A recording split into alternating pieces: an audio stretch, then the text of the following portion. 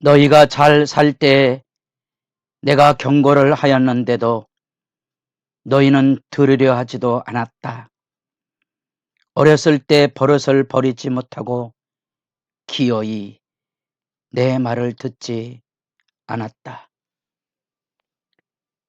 새벽을 깨우는 거룩한 기도자 여러분, 주의 말씀 앞에 엎드려서 하나님이 우리에게 깨우시는 성령의 음성에 복됨으로 주님 앞에 날마다 새날이 열려지기를 소망합니다. 오늘 우리가 읽어갈 말씀은 예레미야 22장 20절에서 30절까지의 말씀입니다. 우리는 예레미야 21장에서 29장까지 이 역사 배경 속에 나타난 하나님의 심판의 말씀을 듣고 있습니다. 요시야의 세 아들과 손자, 그 비극은 이 여호아스, 여호야긴은 이것은 애굽에 의해서, 여호야긴은 바벨론에 의해서 3개월도 채 왕권을 유지하지 못한 채 끌려가 비참하게 애굽에서 죽어야, 바벨론에서 죽어야 했던 사실입니다.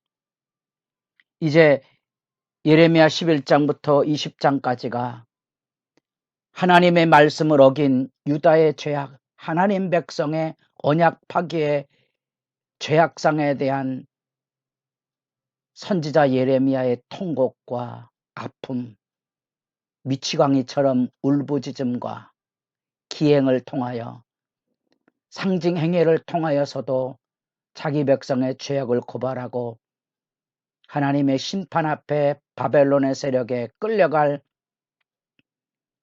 상황의 메시지를 전했다면, 이제 21장부터 29장까지는 구체적인 역사 배경 속에 여호야긴으로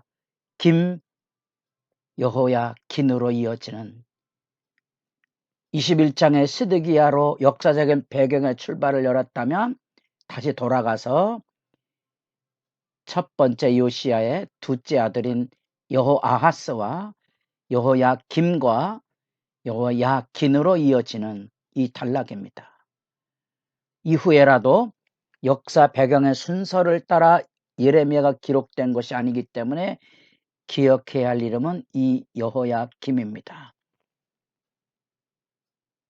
예레미야 마주쳐서 영적인 갈등 관계를 선연하게 세웠던 왕, 여호아하스와 세 번째 이 여호야긴은 3개월 동안 밖에는 통치하지 못한 채 하나는 애굽으로 하나는 바벨론으로 끌려가 비참한 운명을 맞게 되었다 그랬습니다.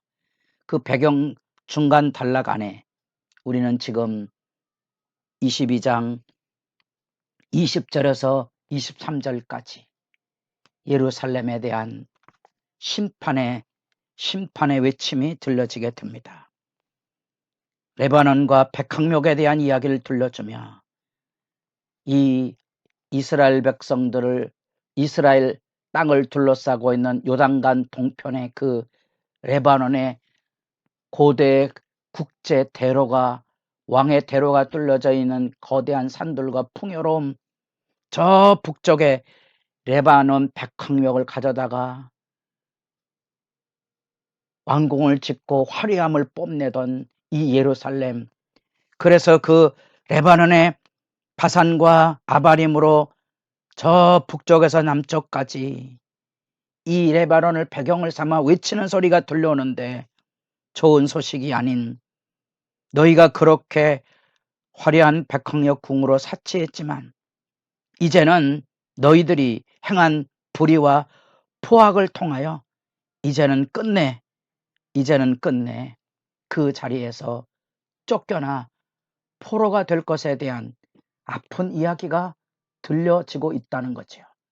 그 안에 담겨져 있는 슬픈 하나님의 고발은, 하나님의 말씀이 들리고 하나님의 말씀이 선포될 때에도 그들은 들으려 하지 않았고, 어렸을 때부터 그 버릇을 고치지 못하고 기어이 말씀을 듣지 아니하므로 결국은 포로로 끌려가는 비참함, 마치 해산하는 여인의 고통과 아픔이 밀려 들어오는 아픈 이야기를 지금 외치라 하는 말씀 앞에 담겨져 있는 건데, 무서운 죄의 고집, 우리가 누구나 겪고 있는 악의 현실들, 하나님의 말씀을 알고도 경배치도 아니하고 순종하지도 아니하는 그 완악함, 그 인간의 죄성의 모습, 철저한 인간의 악의 본성을 새삼 말씀 안에 생각하며 눈물샘이 터질 수밖에 없는 거죠. 그리고 드디어 또 다른 비참한 운명, 바벨론의 침공으로 인하여서 아버지 여호야킴이 죽고 여호야킨이 꼭두각시 왕으로 세워지지만 그도 역시 포로로 끌려가서 돌아오지 못하는 신세가 되어 그 땅에서 죽어야만 되는 아픔의 이야기를 거기 들려지고 있습니다. 이 여호야긴을 향하여 유다 왕권의 인장을 가지고 있다 하는데 이제 그것을 잃어버리게 되는 거죠. 인장이란 이 말이 굉장히 슬픈 얘기입니다. 왕권을 보증하는 여호야긴의 이 인장은 이제 옛 이름이 되었고, 그 이후에 포로로 끌려간 바벨론 땅에서 우리가 스룹바벨 시대에 다시 돌아올 기회가 열려지는데, 포로 귀환의 앞장서는 스룹바벨에게서 여호와의 인장이라는 말을 듣게 됩니다. 이후로 이제 다윗의 왕정으로 세워졌던 이 유다 왕권은 무너지고 수치와 모욕을 당하게 됨으로써 그들이 알지 못하던 땅으로 덧없이 끌려가게 되는데, 그래서 땅이여 땅이여 땅이여 여호와의 말을 들을지어다, 그 호공에 외치는 이야기입니다. 22장이 시작될 때 유다 왕가를 향하여 다윗의 앉은 왕이 앉은 유다 왕이여, 너와 내 신하와 이 문들로 들어오는 네 백성은 여호와의 말씀을 들을지어다. 하나님의 말씀을 들어야 될 이 유다의 왕과 신하들과 그 백성, 이제는 그들이 다 포로로 끌려가고 남겨진 그 땅에 허공을 가르듯이 하나님의 말씀이 땅이여 땅이여 땅이여 여호와의 말씀을 들을지어다. 슬픈 공허한 메아리를 듣는 것처럼 고통스러운 일은 없지요. 결국 30절 여호야긴의 운명, 개인 이름으로는 고니야지요. 고니야로 알려진 이 사람에게 여호와께서 이와 같이 말씀하시니라. 너희는 이 사람이 왕이 아닙니다. 이 사람이 자식이 없겠고 그의 평생 동안 형통하지 못할 자라 기록하라. 이는 그의 자손 중 형통하여 다윗의 왕이 앉아 유다를 다스릴 사람이 다스린 없을 것임이니라 하신. 실제로 여호야긴은 이제 요시야 왕의 손자고요. 그의 숙부가 되는 시드기야가 마지막 왕이 돼서 포로로 끌려가므로 유다 왕가의 다윗 왕권은 결국은 끊어지고 맙니다.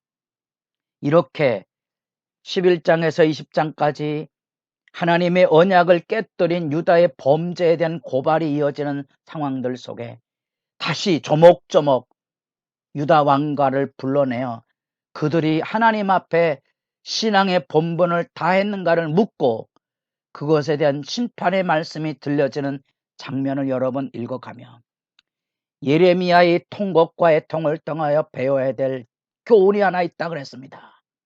반복하여 말합니다. 왜 하나님은 그냥 범죄한 이스라엘 백성을 쓸어버리시지? 왜 이렇게 주저리 하나님 앞에 이 죄 악상을 고발하고 회개를 청하고 그것을 자세히 기록하여 이렇게 남겨두시는 것일까? 그 중에 한 사람 그래도 하나님의 말씀에 귀를 기울이고 눈물의 포로길을 걸어가면서도 우리들의 죄악으로 인하여 하나님 앞에 쫓겨났다는 사실을 아는 그 남은 자들에게 머리를 하나님께로 들 수 있는 기회를 주는 하나님의 사랑의 호소고 초대장입니다. 그래서 포로길에 섰던 다니엘 9장, 느헤미야 1장을 여러분이 같이 자꾸 반복해 가면서 이 어두운 통곡의 소리의 말씀을 들으실 필요가 있습니다. 예루살렘에 대한 이 통곡은 그 죄악상의 근원이 되는 여호와의 말씀을 듣지 않았던 죄 고집에 대한 얘기고, 이 죄 고집에 대한 그 이야기는 이스라엘의 목자, 이 목자들이 행한 악, 목자를 히브리어로 로에라 그러면 그들이 행한 악은 라입니다. 비슷한 언어 유희를 통하여 슬프디 슬픈 악의 이야기를 고발해내고 있는 겁니다. 목자들이 악을 행하는 겁니다.